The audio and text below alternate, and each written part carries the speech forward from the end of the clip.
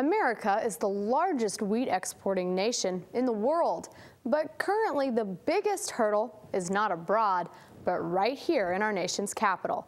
Joining me now is our Andy Barth. That's right, Courtney. With Congress battling it out over our nation's debt issues, U.S. wheat producers and policymakers are fighting a battle of their own. They're urging Congress to pass a free trade agreement with Colombia before our neighbors to the north take over. It's a staple known by all Oklahomans. Wheat. And it's harvesting bushels of attention on an international trading field. This agreement will definitely put U.S. wheat farmers at risk.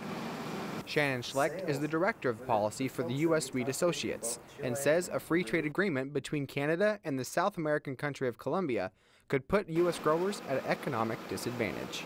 We definitely need to worry about the Canadian and Colombia free trade agreement that's expected to be implemented August 15th of this summer. But it's not the fact that Canadians have reached an agreement with the Colombians that worry U.S. wheat growers the most.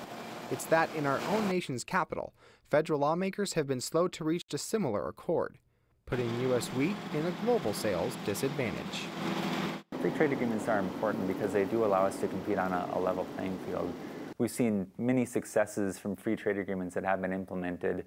And according to Weat Associates President Alan Tracy, the money up for grabs is worth a big bundle of wheat.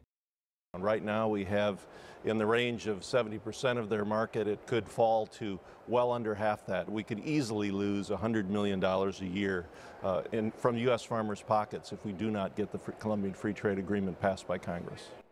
Wheat producer Hans Hayden says Colombia still wants the U.S. product, but money is the issue. So we cannot compete as wheat growers with other countries that have free trade agreements with a 15 to 35% markup because of the import taxes. They like U.S. wheat in Colombia, they want it, but the price still will trump anything else that happens there. It's a market that Schlecht says cannot be allowed to get away. Colombia is our concern.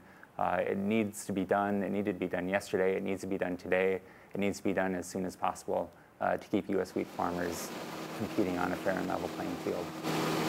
Now, in the last marketing year, the United States exported 24.2 million metric tons of wheat, which calculates to over 895 million bushels, valued at $5.3 billion. All right, Andy, so what is the relationship between the U.S. and Colombia as this draws near? Well, Courtney, Colombia is very supportive of U.S. wheat, and they want to continue that relationship. But they say that if the United States can't pass the free trade agreement, Colombia will be forced to do business with Canada and save about $45 a ton in tariffs due to the lack of an agreement between our two countries. All right. Thank you, Andy.